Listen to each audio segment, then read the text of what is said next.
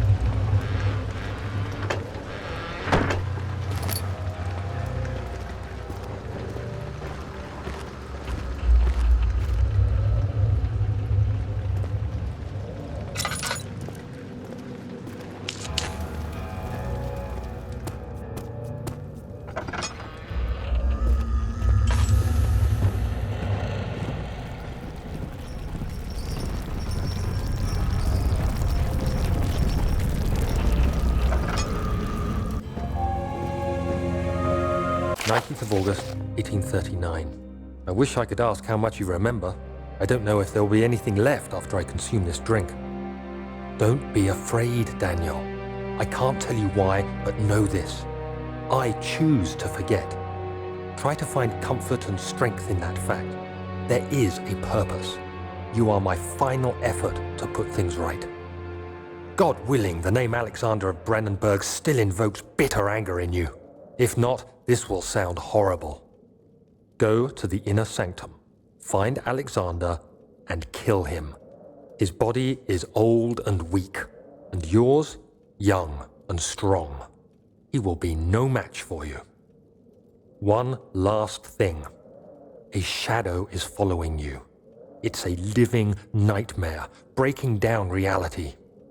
I have tried everything, and there is no way to fight back.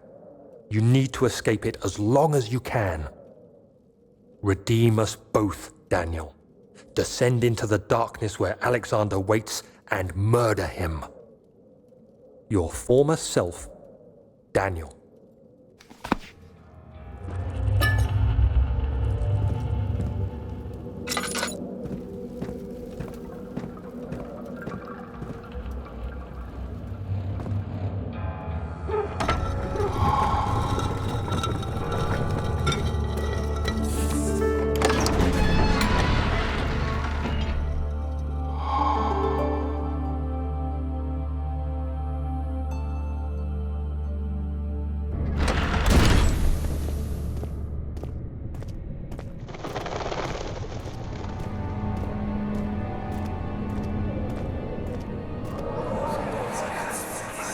Alexander, is it inside the castle?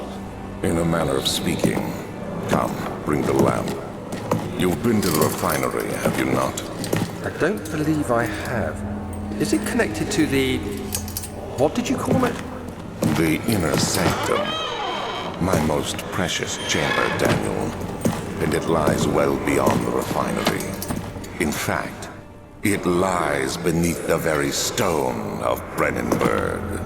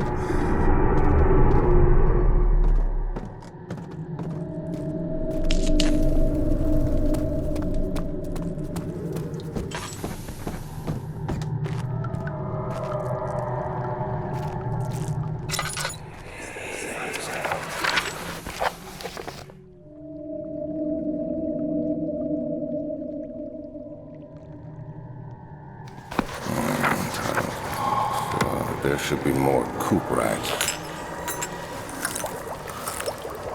Let me see. And one part aquafortis.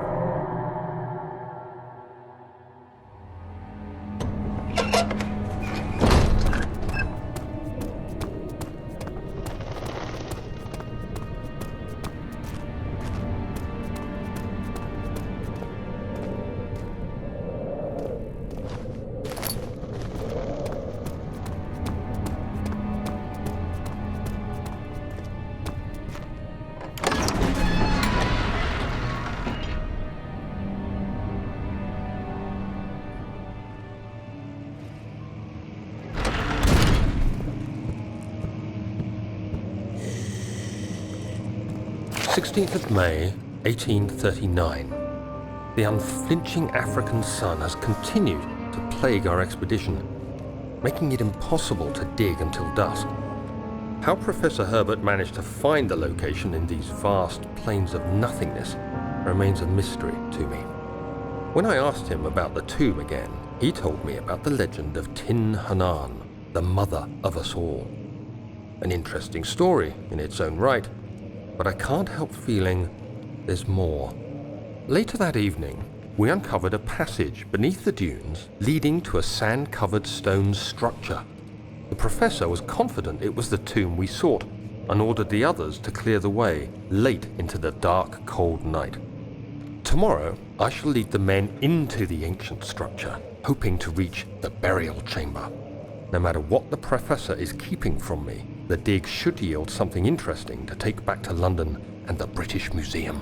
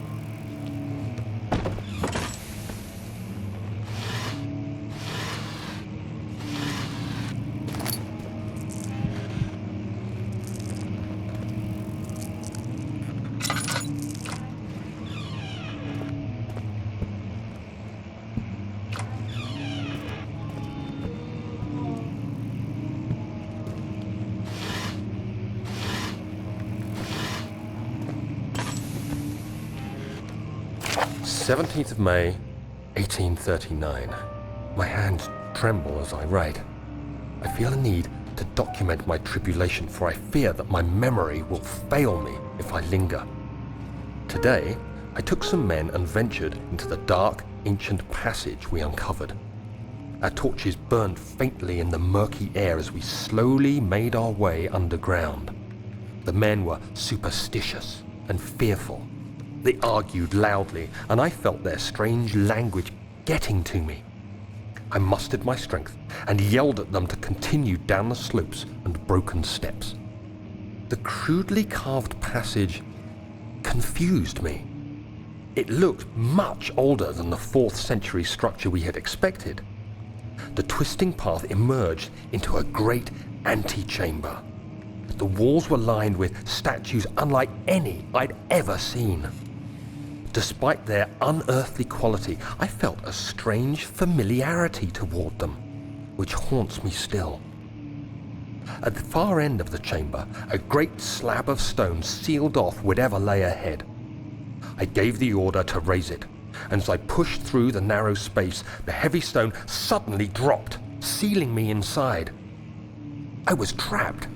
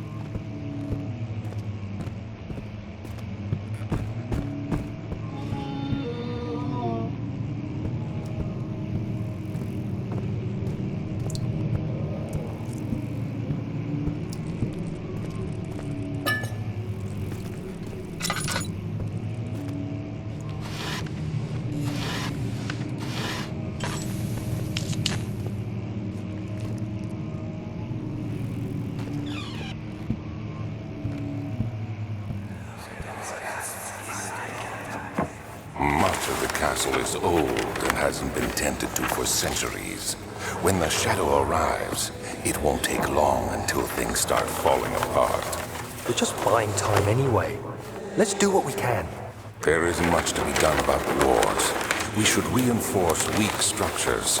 The ground will tremble and there's a risk everything will cave in on us, especially downstairs. Here, and there. Let's get the servants working on it.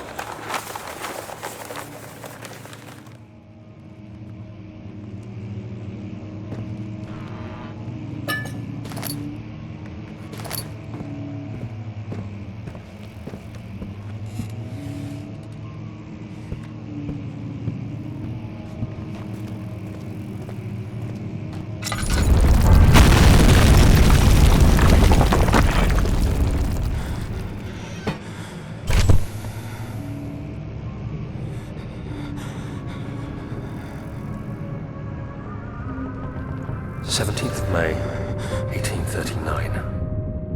After pounding the unforgiving stone wall for what seemed like an eternity, I realized it was hopeless. I was trapped. I fell to the ground, gasping for air, trying to focus. That's when I saw a faint blue shimmer. My weakened body was heavy to carry, but I managed to push myself toward the enchanting light. It was waiting for me. Enclosed in dark nothingness, I felt myself drawn to the mystic light. I reached out, closing it in my hands. The faint glow escaped my fingers and began to spark brightly and spirit me away, unlocking alien memories of spiraling towers, endless deserts, and impossible geometry. The next thing I can remember is the grating sound of stone being lifted, the voices of the Arabs pulling me to safety, and grasped firmly in my hands was the broken pieces of a most peculiar relic.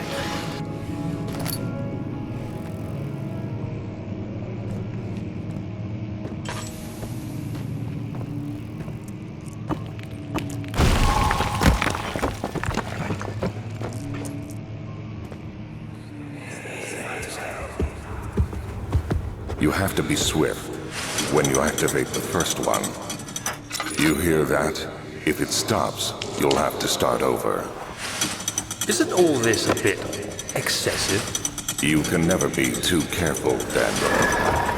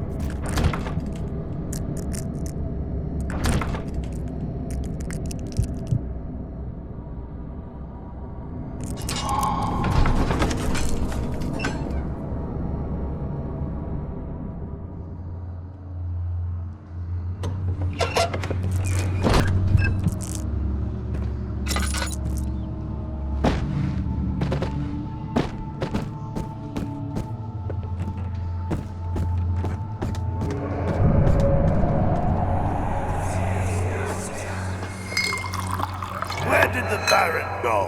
Who cares? He left us enough wine to last us a lifetime. Or at least until tomorrow.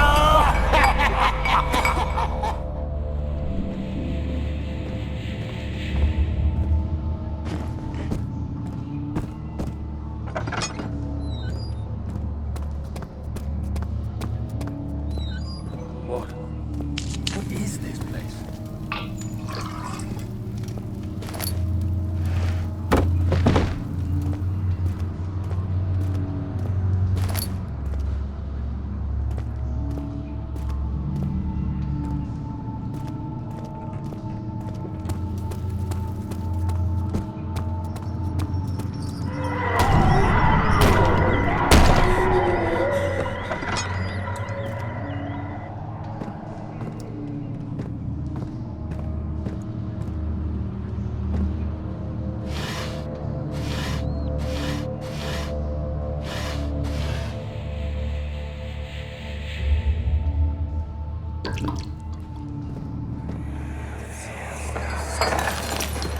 What's happening? Oh, it feels like my chest is going to burst. Oh. My God! Wilhelm, do something! Accept it. We're not getting out of here. How can you say that? Alexander, you piece of shit! Let us out of here!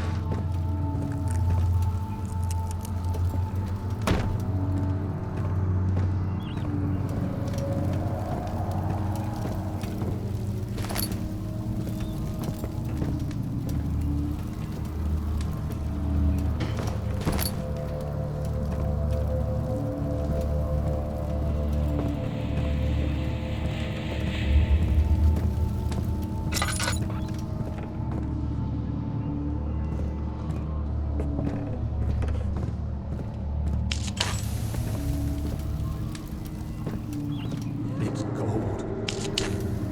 It's so cold.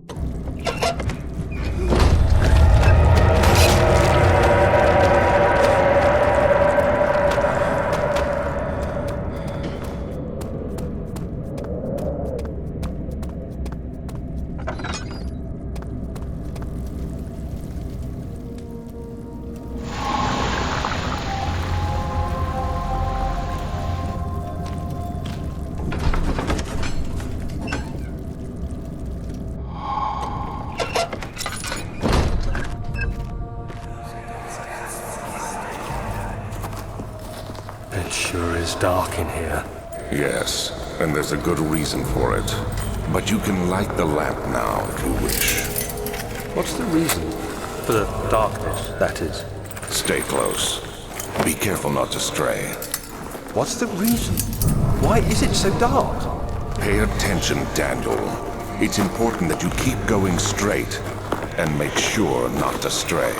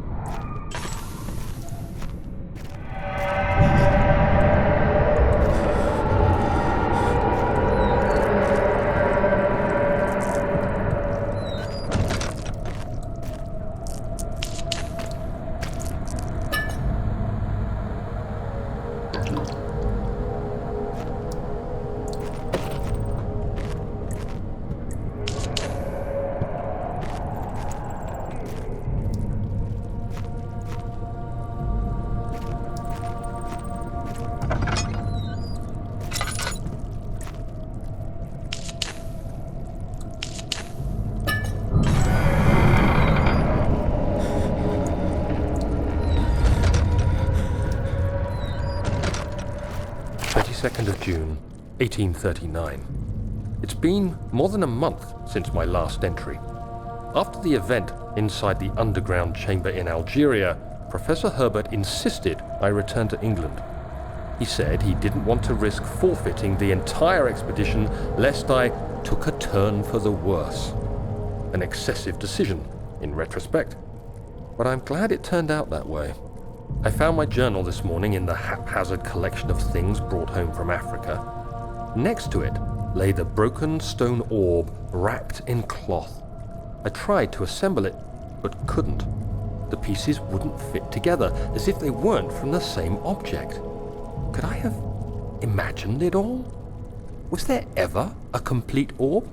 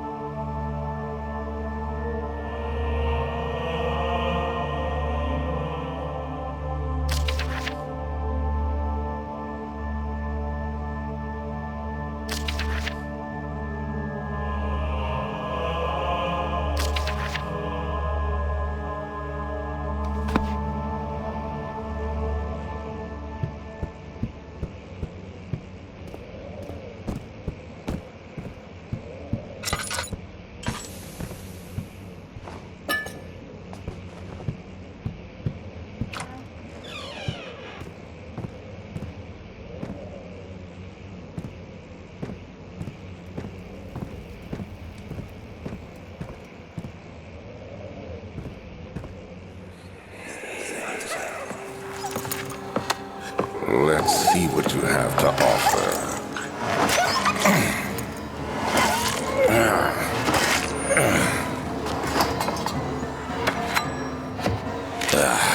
What a mess. I should have sharpened the saw. But I can sense it. It's definitely there.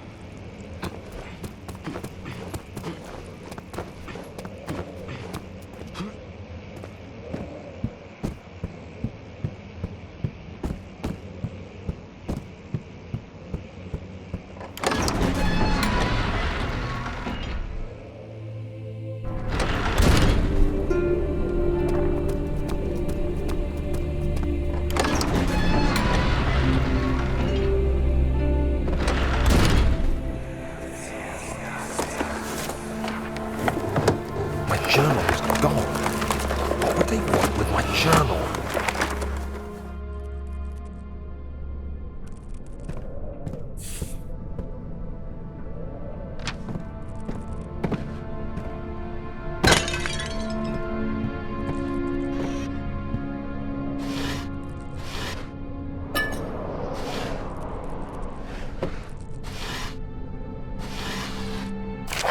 July 1839.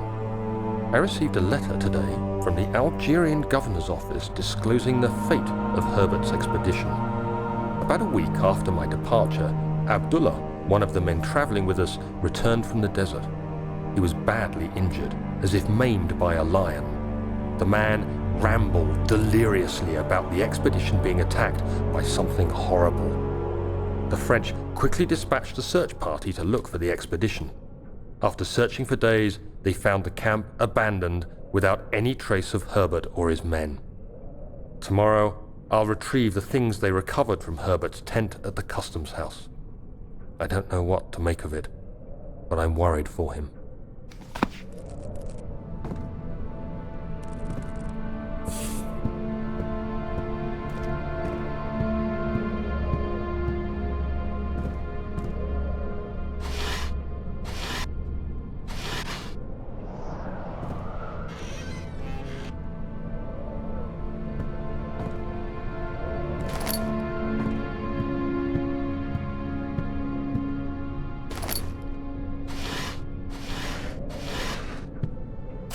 July 1839. Today I picked up Herbert's things at the customs house.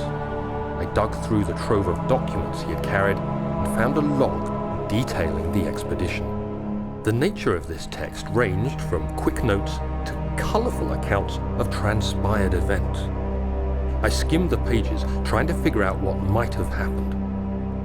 May 17th, the day I was trapped inside the orb chamber, Herbert dryly states, "Recovered Daniel after 1 hour of entrapment." This confused me greatly. I was suffocating within minutes. How could I have lasted an hour? I continued reading the peculiar text.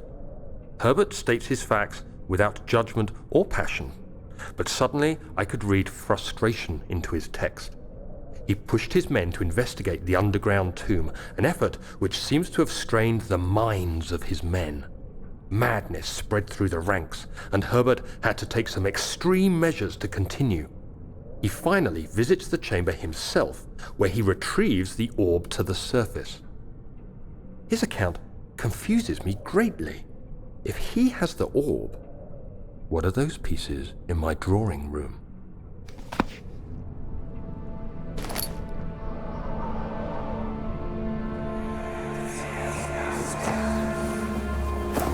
Daniel, What? still having nightmares, I see. Yes, I can't shake them. They come every night. We'll put a stop to them. You'll see.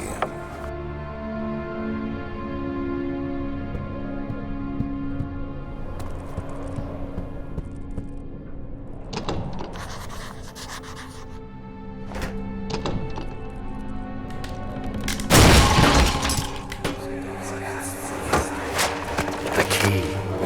Please, let it be here. 4th of July, 1839. It's done. The orb is assembled. I was awakened by an exhausting nightmare. Shaking and sweating, I retired to the drawing room with a cup of tea. The relic pieces lay spread across the table as I'd left them, but somehow I knew how it was supposed to be. I fetched the tar, which I had prepared to fix the pieces together, and without fault I joined them, producing the orb I remembered so clearly. The tar proved unnecessary. It was pushed out from the joining pieces as they merged on their own, with no adhesive. The ancient stone relic now rests on my table. Its immaculate surface and perfect shape could have been molded by a factory. This is all too strange.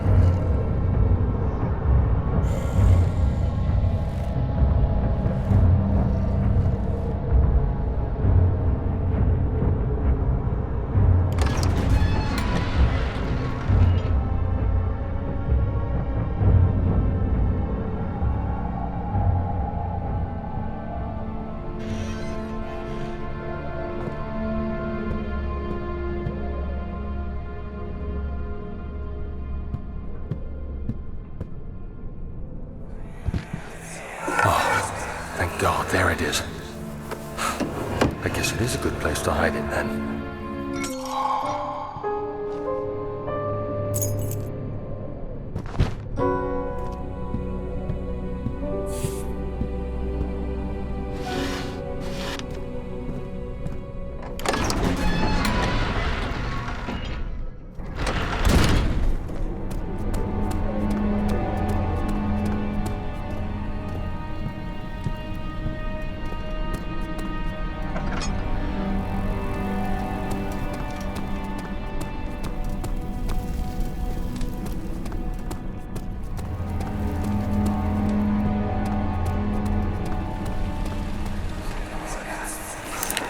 Don't forget your bag, Daniel.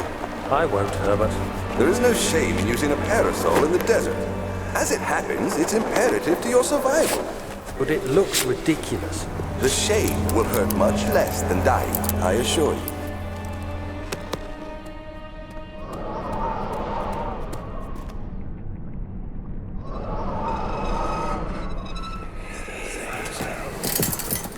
You have an ascending room. Will it take us to the inner sanctum? It will definitely take care of the vertical part of our journey. So, you have ridden an elevator before? Yes, the Colosseum at Regent's Park has one. It takes you to the gallery where you can view the panorama. Good. This ride might be a little longer, and in the other direction.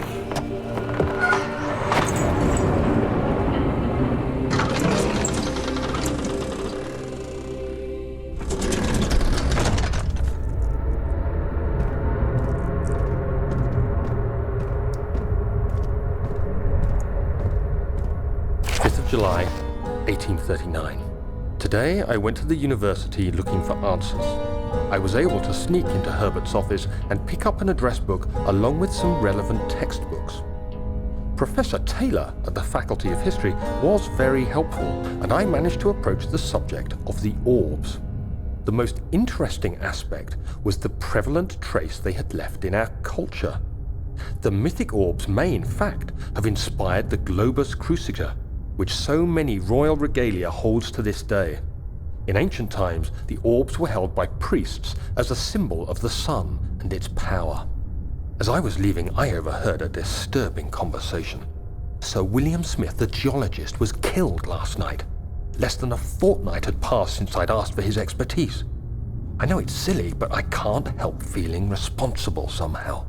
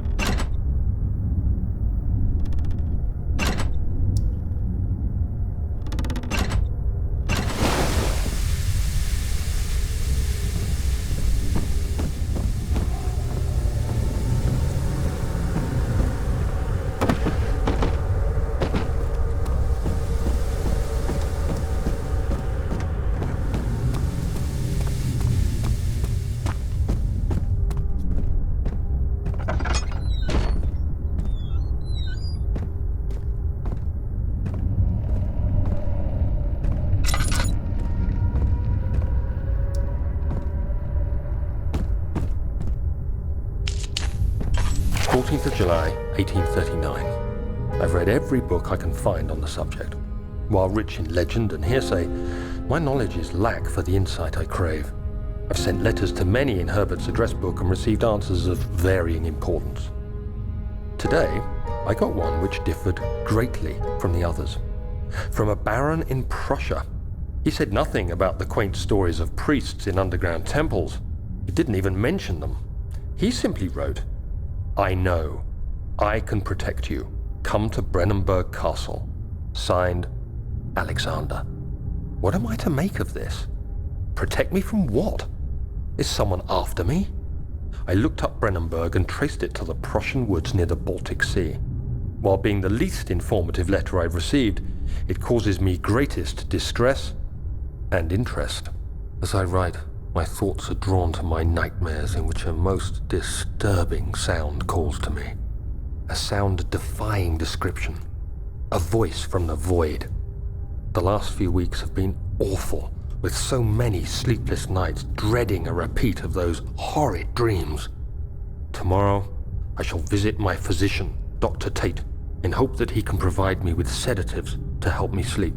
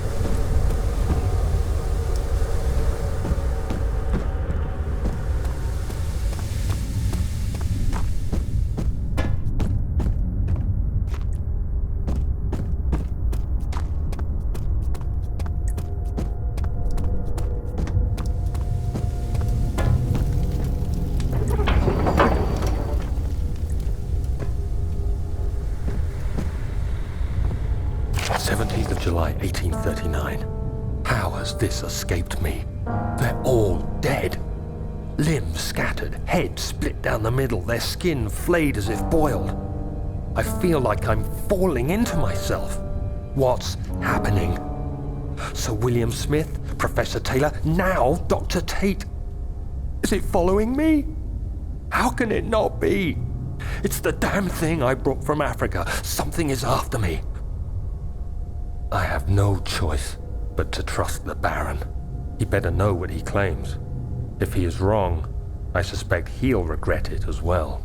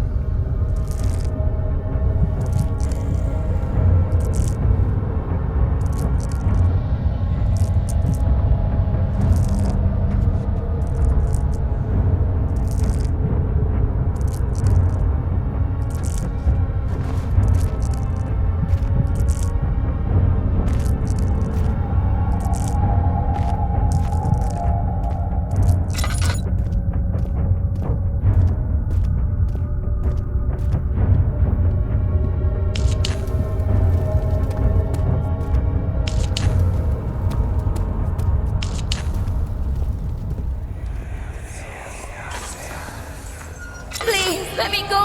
I won't tell anyone, I swear! I just want to go home!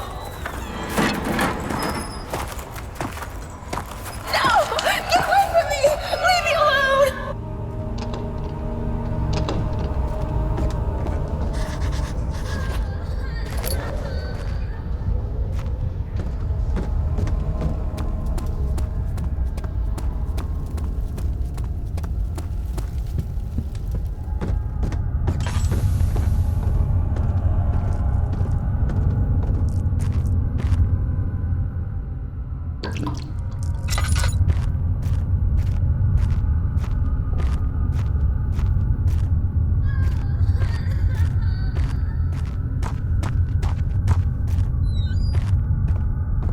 This shouldn't be.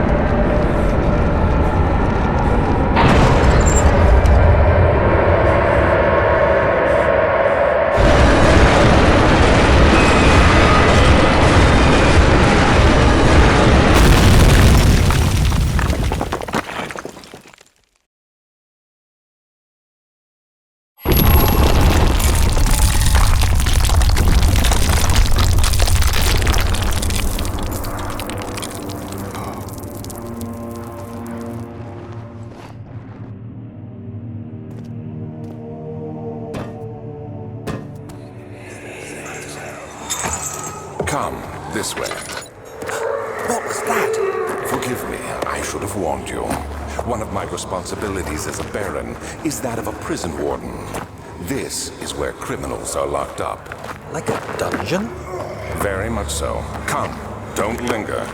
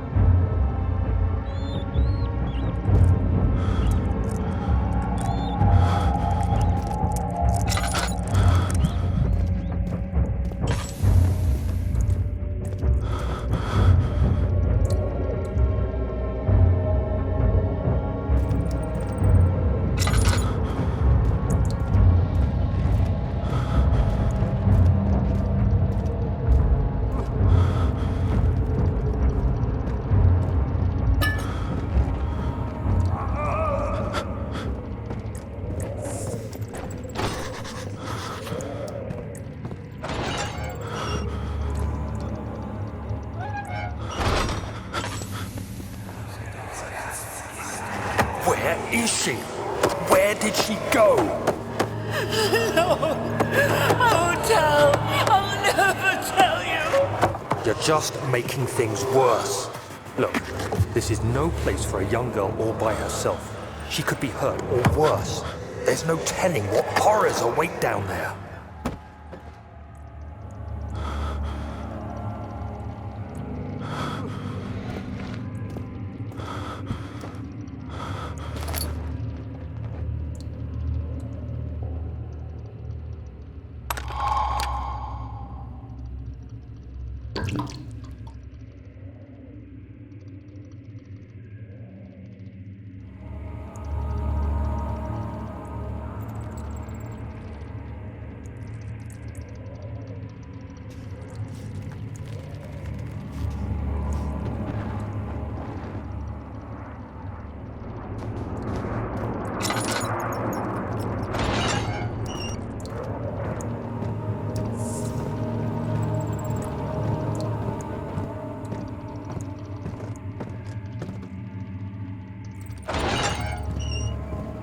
What was that?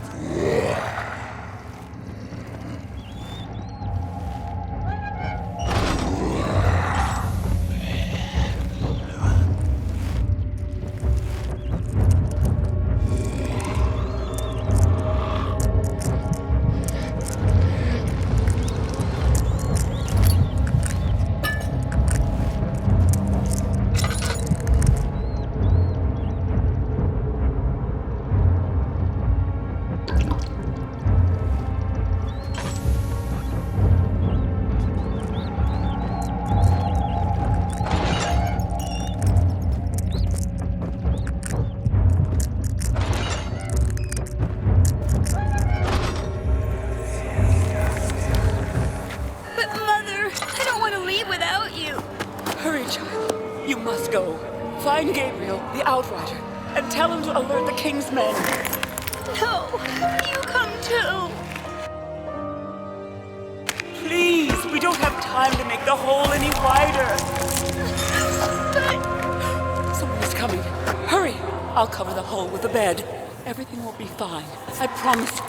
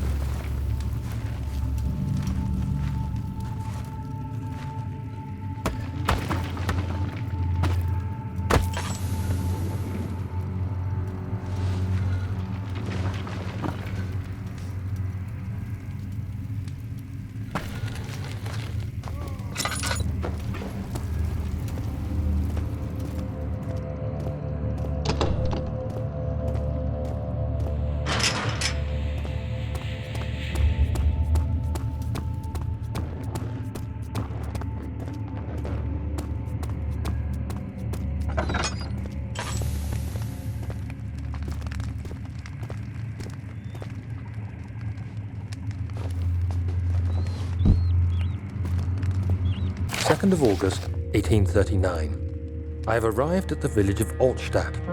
It's a haven in the midst of a vast forest and the last stop before my final destination, Castle Brennenburg. It's late in the evening, and the Outrider, who has been with the coach since Bremen, advised me to wait until morning before I venture further. I've arranged for a bed at Der Müller, the village's only inn, and am now waiting for the sun to rise. I try to sleep, but as I close my eyes, I see the men who fell victim in London. My fear and shame forces me to witness the same scenes over and over. They are dead because of me.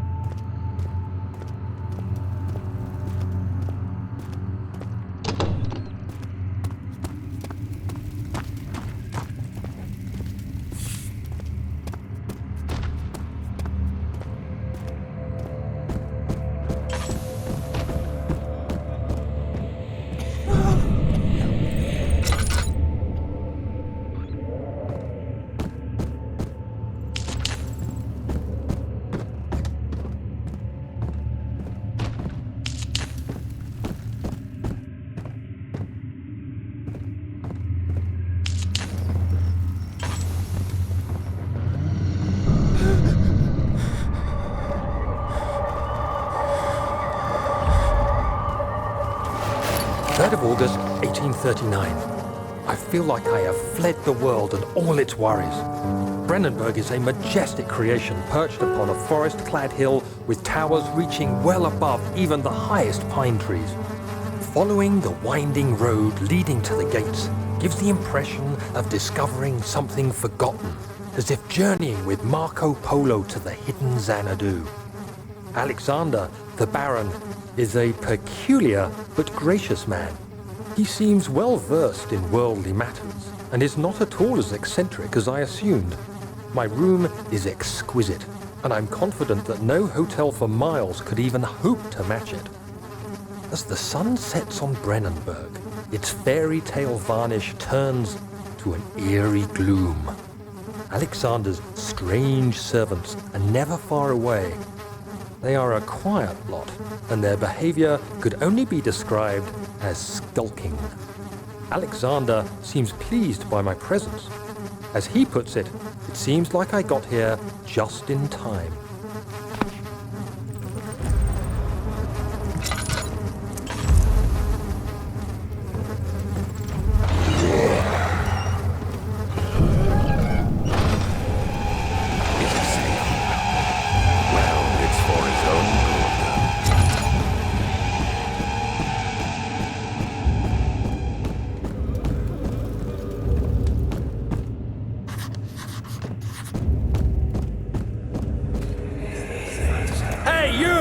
Stop! Don't come any closer. I just want to leave. You can't go outside. It's too dangerous. I'm telling Gabriel. I doubt that very much. Soon we'll be ready. Let there be enough time.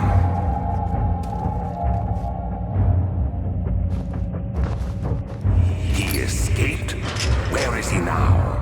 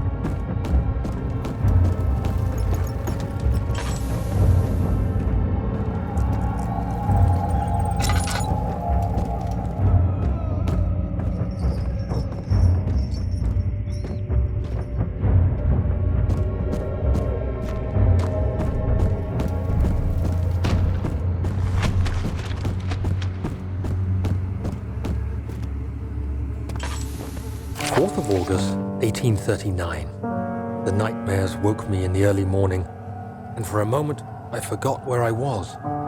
Shortly after, there was a knock on my door. Alexander had heard my screams and asked me to join him in the parlor. As we drank our tea, Alexander began to tell me what he knew. It seems like the orb I found casts a long and dark shadow. It's not only a powerful item, but a dangerous one. Simply by touching it, you invoke the powers within, and if you are too weak to control it, it will devour you. The shadow is a sluggish thing, lagging behind the wielder, killing anyone or anything in its path to reclaim the orb. I said I didn't care about its powers and that I should throw it away. Alexander advised against this, as I'd still be a part of the path to the orb and eventually suffer death. Having the orb, I would at least have the chance to fight back when the time came. I asked Alexander what he meant when he said he could protect me, and he answered that things can be done, but at a price.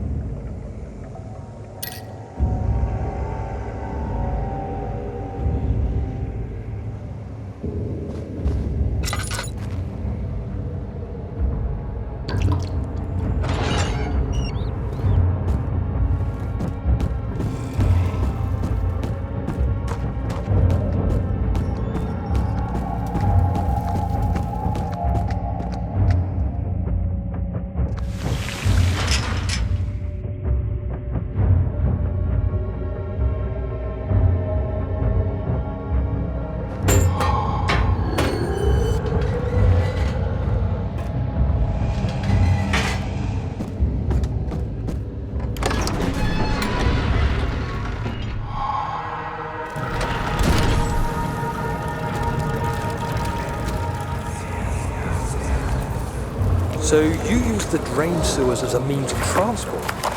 Yes, they were built to divert water from an underground spring and are quite spacious. It seemed only natural to incorporate it into the overall structure. But we won't be using it. Not today. The flow is seasonal, and when the spring runs dry, the damp tunnels produce a rather poisonous type of fungi. There is an antidote, of course, but we won't be bothering with it today. Come, this way instead. We're almost there.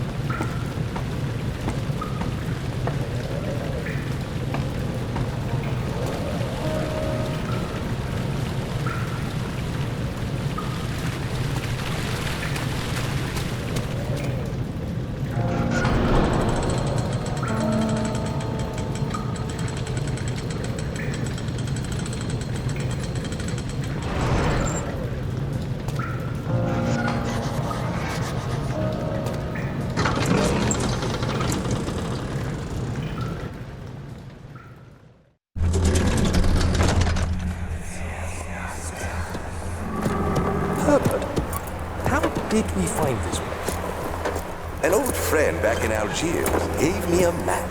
Why isn't he with us? Didn't he want to come? He wanted to, Daniel, but things don't always turn out the way we planned.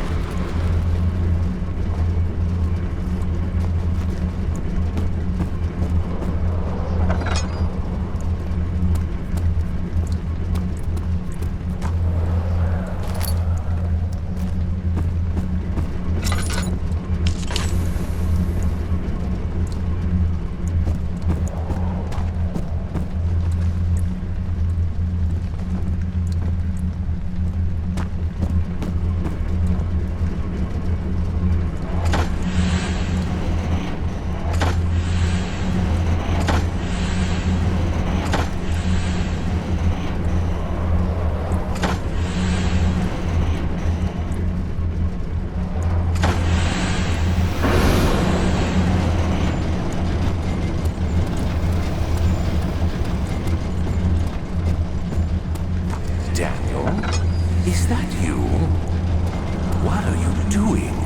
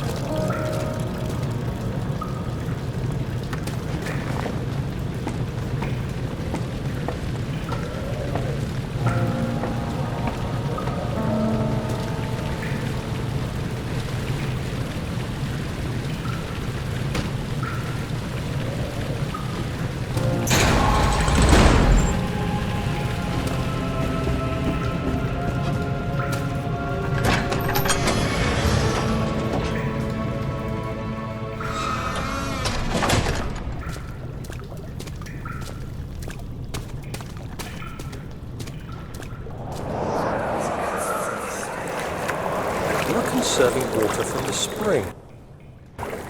Yes, it enables me to control the water in the drain sewers to some extent. Also, it can be used for all sorts of purposes. Like for drinking. Well, that too.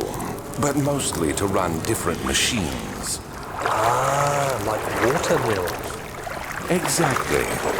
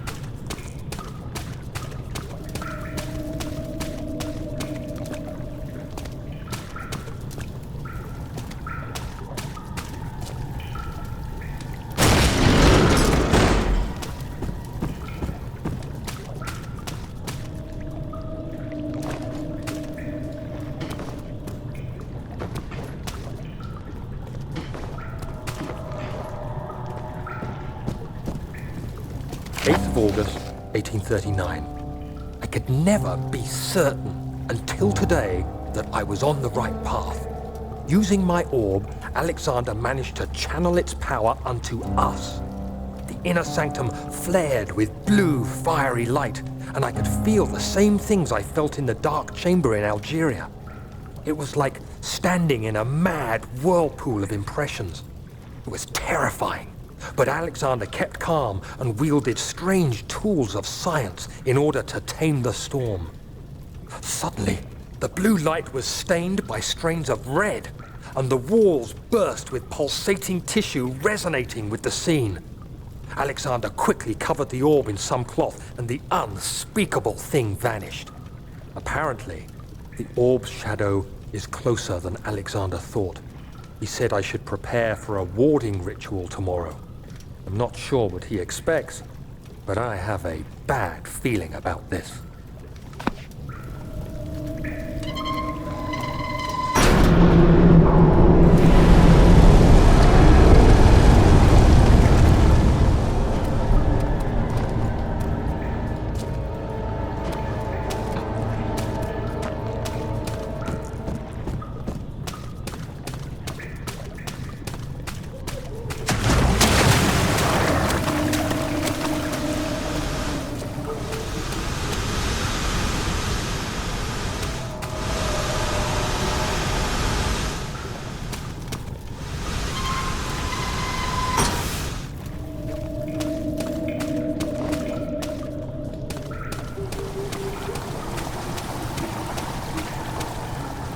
August, 1839.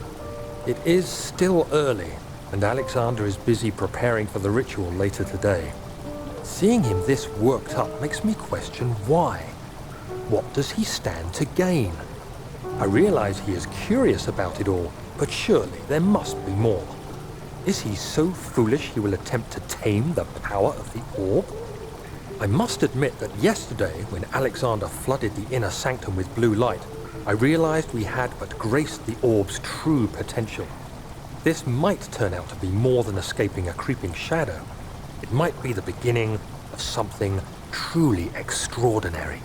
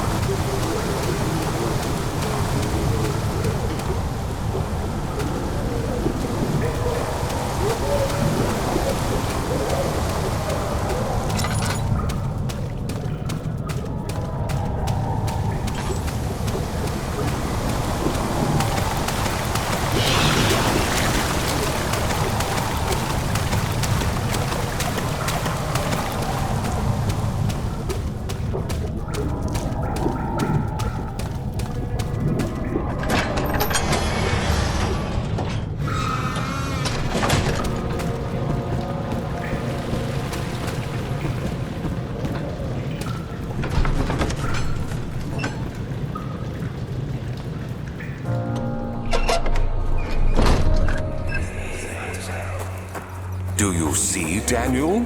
It has yielded. What? The shadow. It has? For now. Come, let's get this out of here so we can get some peace. Yes, let's. Where to? Just down the corridor, to the morgue. Are there more dead men there? You did well, Daniel. Come, let's get going.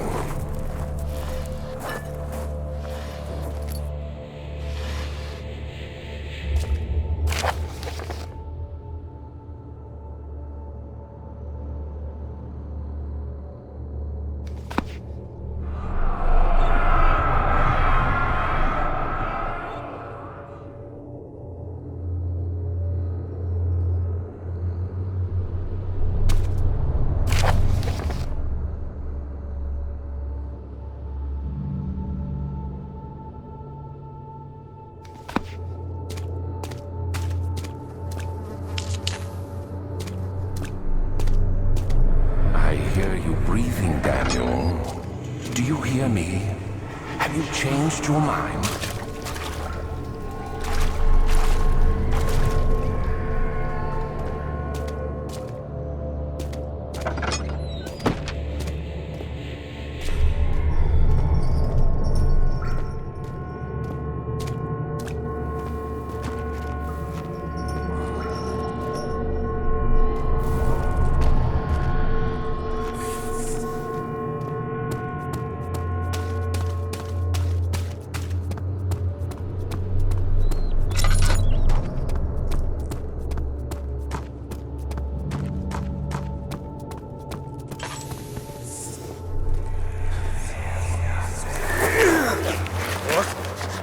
What happened?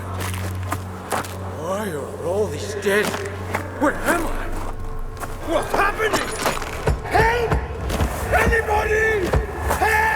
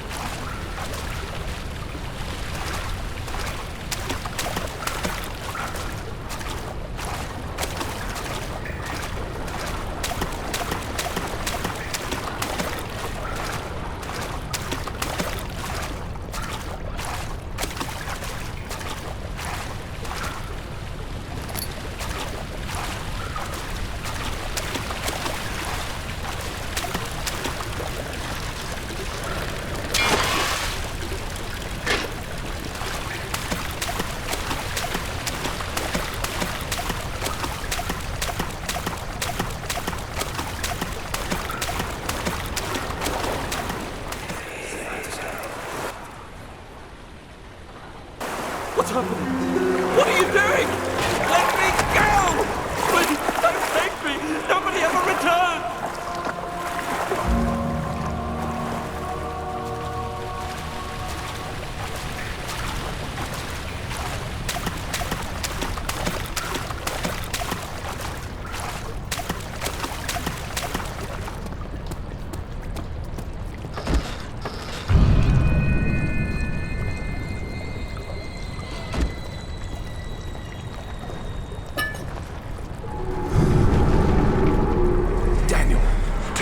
This instant, you are carrying the shadow with you.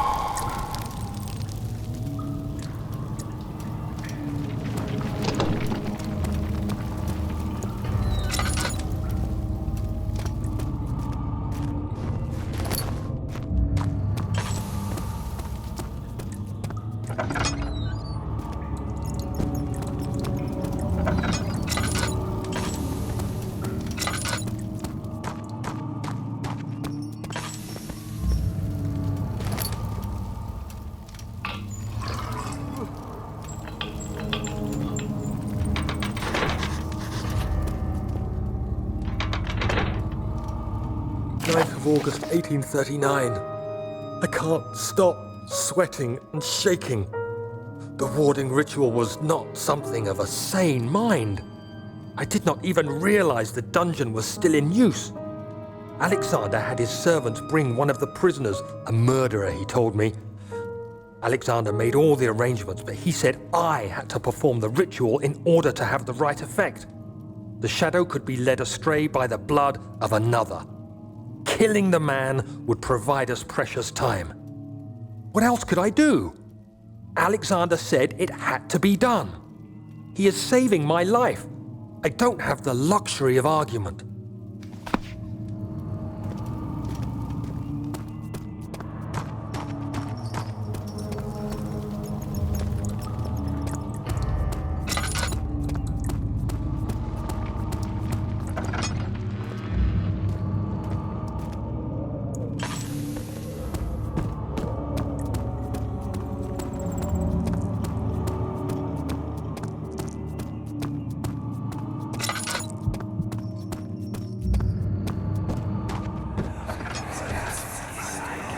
Agrippa, I need you to stay awake. Can you feel the syringe? No, I can't feel anything. Alexander? Yes? Soon, I won't even be able to move, will I? Your life is safe. I don't doubt that. But will it be worth living?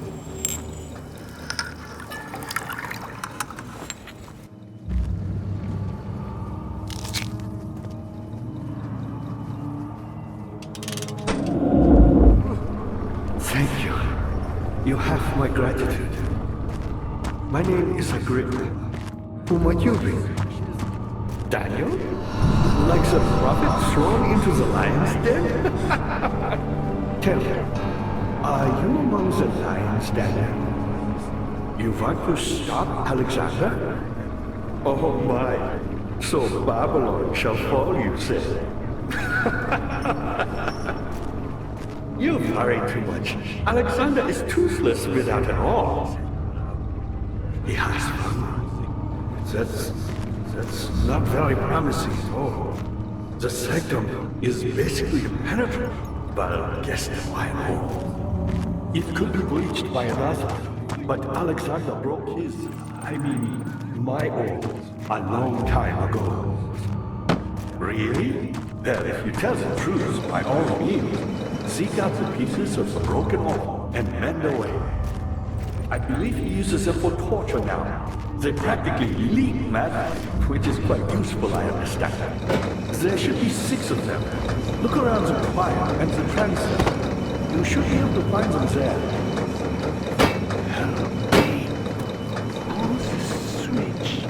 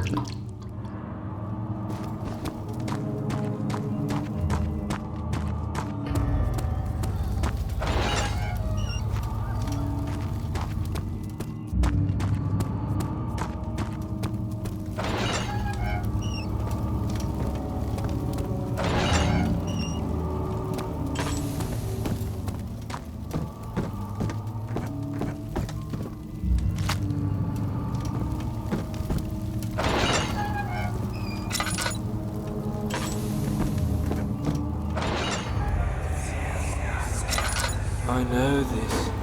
I've been here already. I know this taste. A taste of Damascus rose obfuscating the truth in a dim haze. They may sweep the traces from me, but my body remembers. These cuts speak volumes, even though my mind remains silent. They will be back. They will be back.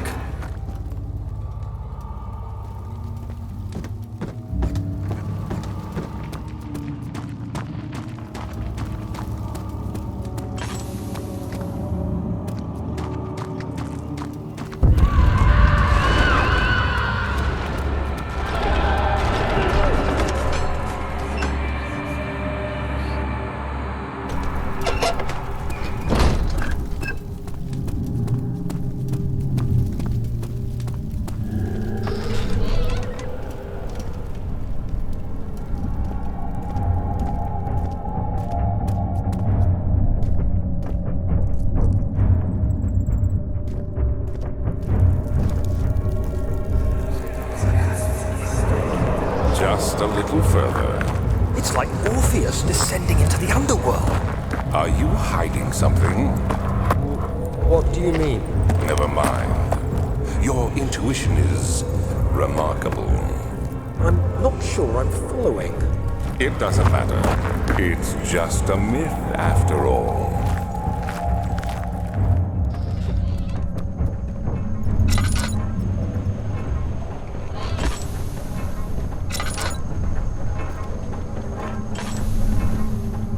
Of August, 1839. Banishment ritual is taking longer than expected, and we have to do what is needed. I spend my time helping out the prisoners. Being around these degenerates makes me ill. None of them even tries to face their punishment with any kind of dignity. They taunt me with their lies of innocence and their cowardly pleas of mercy. What can make a man fall so far from the grace of a civilized existence? They are all wicked men, and I remind myself of it constantly. Still, I am thankful for God sending these monsters our way, as they will serve as the instruments of my salvation. I try to study the different tools in the torture chamber and learn how to use them effectively. Last time was messy, and the effect suffered from my inexperience. When the next warding is to be performed, I shall be ready.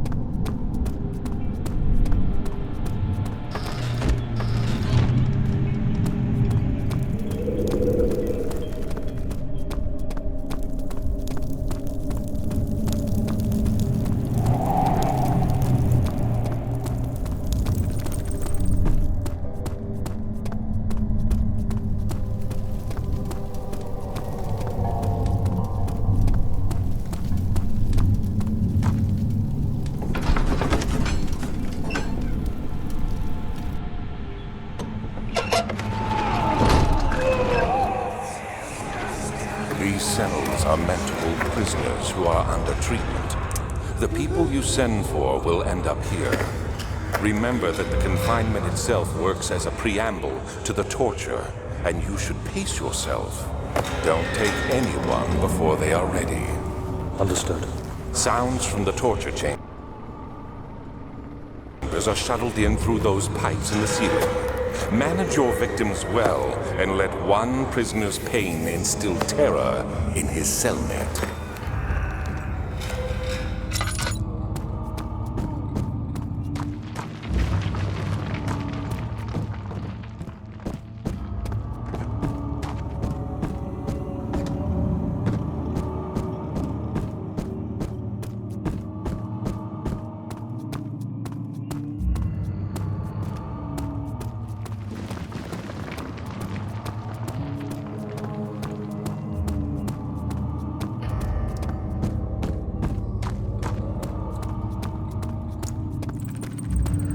Shimmering blue light.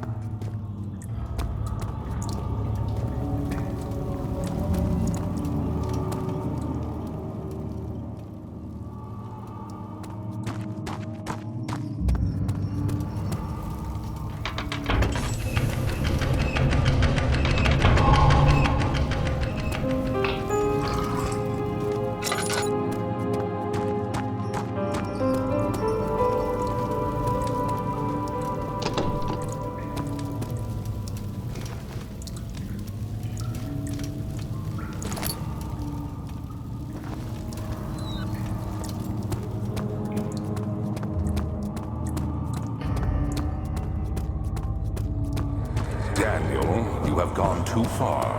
I have to stop you. I can't let you proceed any further. I'm sorry, my friend.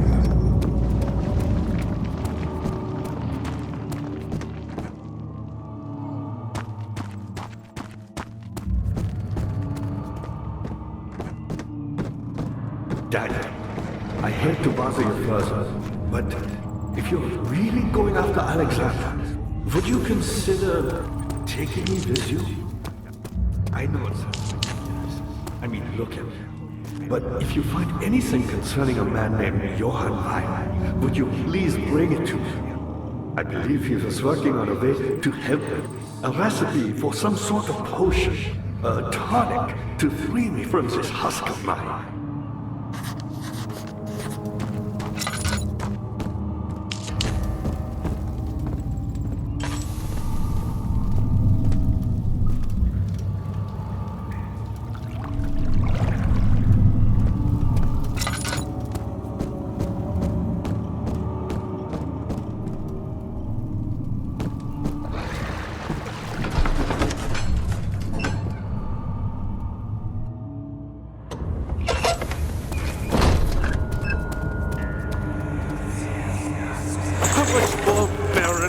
How much more am I supposed to withstand? Kill me already! Kill me! This one. Prepare him.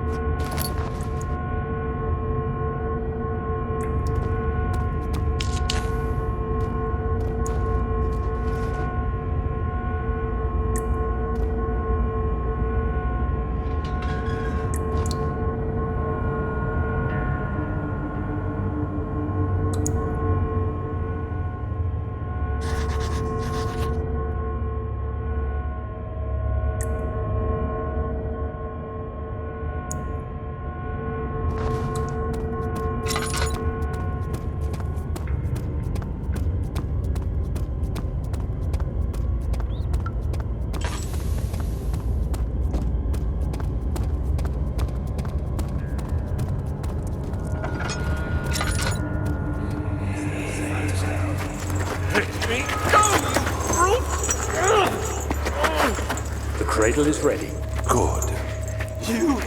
You're a man! How can you partake in this? Is he all right? He is one of the wicked. Don't pay his lies any attention. I'm not a bad man. It was an accident. He set a man on fire. It wasn't my fault. Why won't anyone listen? That's horrible. Of course. We are dealing with monsters here.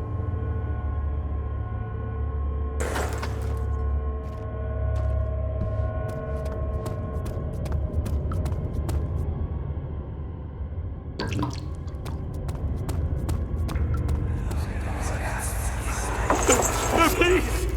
Do anything. Whatever you want. Anything. I'll do anything. I'm innocent.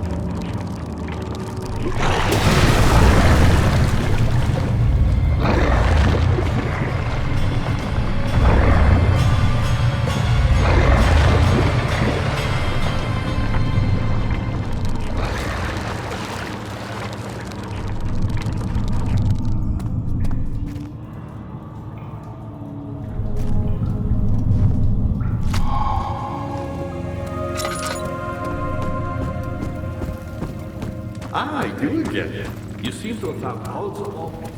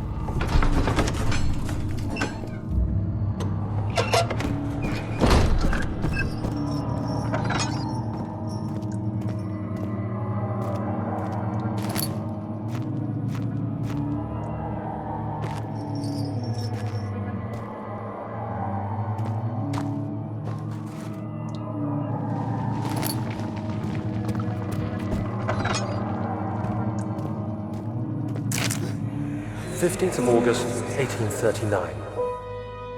The blood wards are failing. The shadow beckons, and its cry disarms my actions. Hurry, no time to spare. You have to kill another. Alexander produces a knife. He wants me to cut the flesh. Do it. Save yourself. He is a murderer, Daniel. He is evil.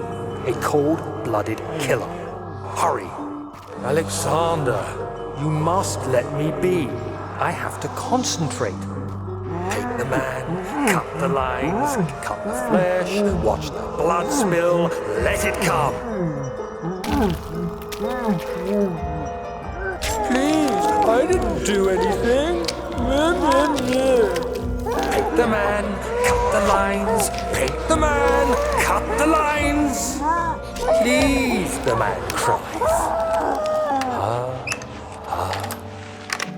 Now you see. I did well. One life for another. You hear me, guardian of the orb? I did all this for you. Now, once more, withdraw your shadow from my domain.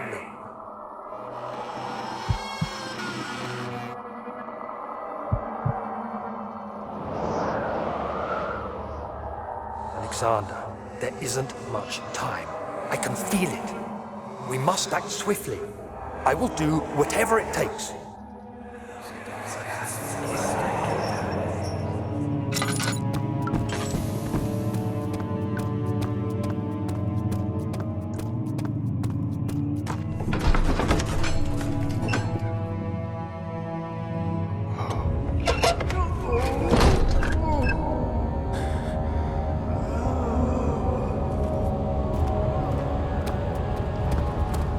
What are my intentions, Daniel?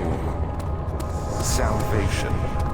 It used to be yours, but now you only seek misplaced revenge. How do you justify your violence? Is it for the greater good? Are you doing the world a service? It is you who caused all this pain and death. If you had accepted your fate and submitted to the orb when you first discovered it, none of this would have happened. It is curiosity in league with your selfishness that is killing us both. The wheel is good for keeping your victims still during the procedure. They can be bound around the circumference or simply stretched across, tying limbs to the spokes and rim. All tools are by this point useful, and you may administer the torture in any way you like. But the forte of the wheel is the gaps. When you have decided that the victim shall die, you can smash their limbs with a hammer, making them fold in between the frame. But they'll die. Too quickly, I mean. No, don't worry. The human body is much more resilient. they can survive for days until they finally succumb.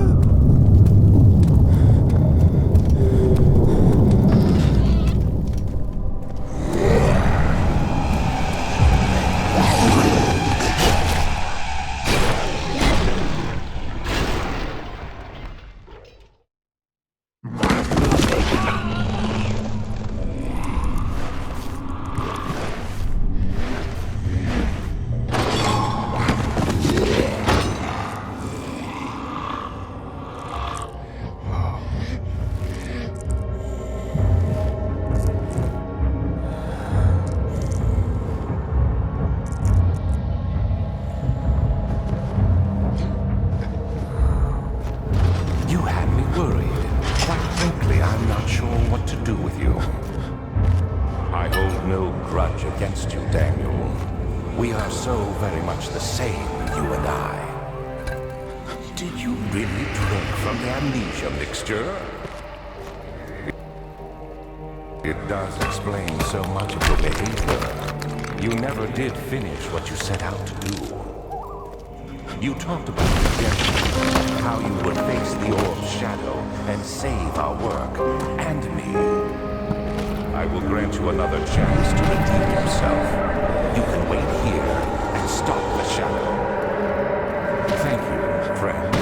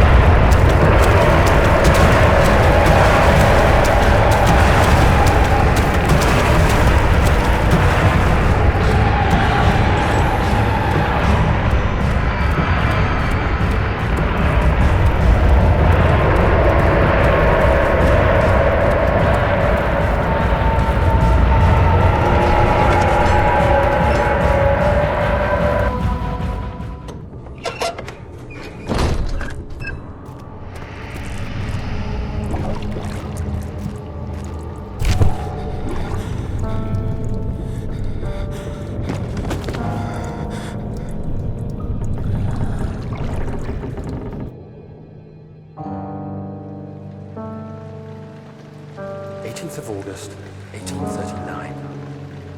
Tonight, we will unlock the power of the orb and ultimately banish the shadow hunting me. I feel it closing in on me, and I fear for my life more than ever.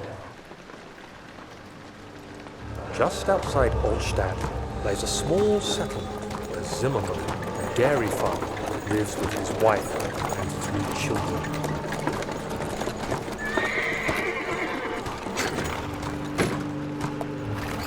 We took the coach, went there. Our visit was unexpected, and Alexander was able to strike Zimmerman down without alerting the others.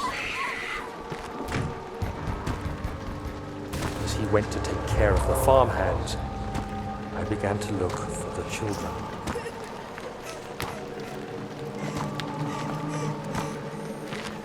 We should have more than enough prisoners to finish the ritual now.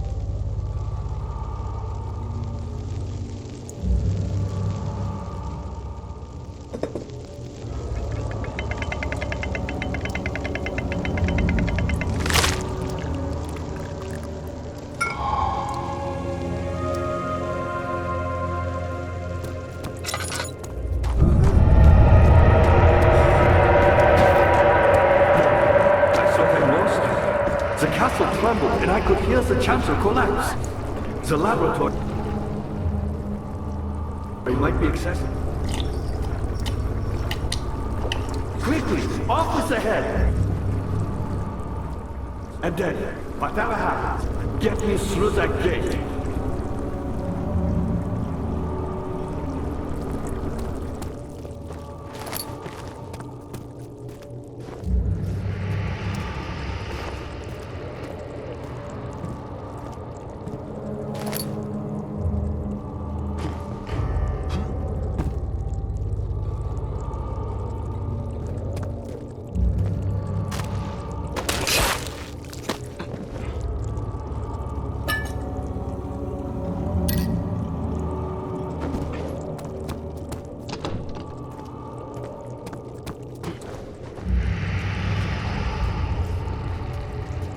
I found a mid-fire box, one which had not been plundered. Do you?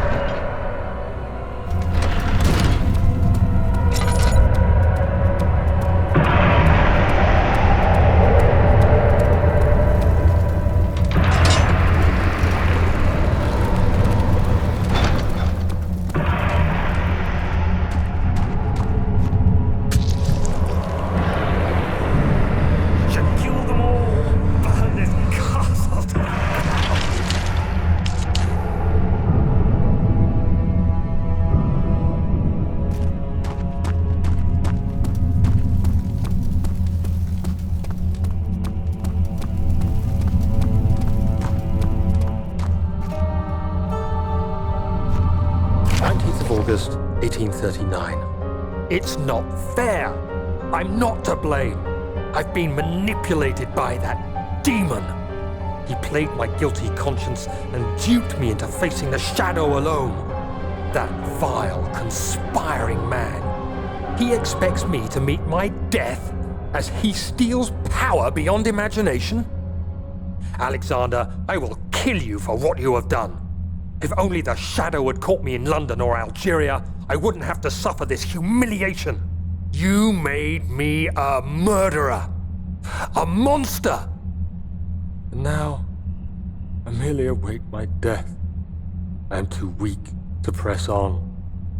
I can hardly stand as my knees fail me. I cannot see as my eyes are dressed in tears. I am as broken as the men I've tortured. If only I could wipe my fear away, as we did with them.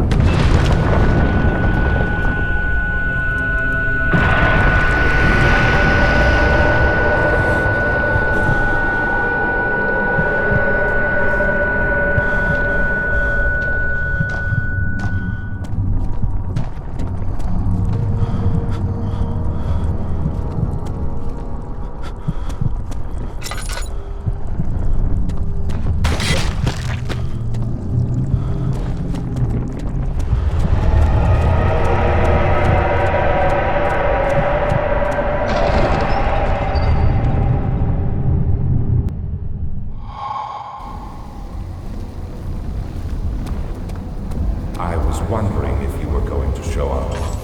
I see a criminal convinced you to run some errands. Tell me, is everything nice and clear now? Am I the villain? Good. No, don't do that. I realize you doubt my intentions. Why would I take such extreme measures to save your life? Maybe I'm saving mine too. Stop it, Daniel. You are ruining it. We are so close, I beg you. No, you fool! You killed us! You killed us both!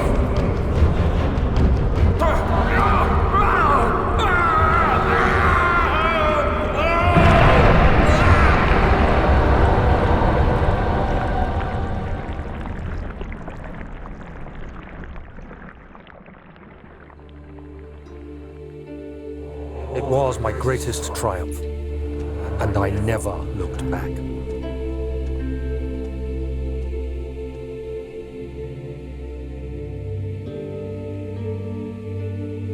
You think I was afraid, fleeing Brennenburg? Huh. Quite the contrary.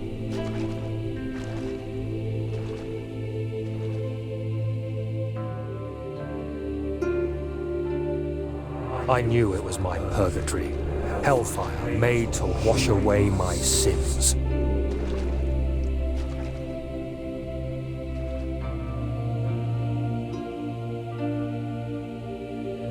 There's no denying the things I've done, but I have paid my tribute. I gave them that awful man. I did the right thing.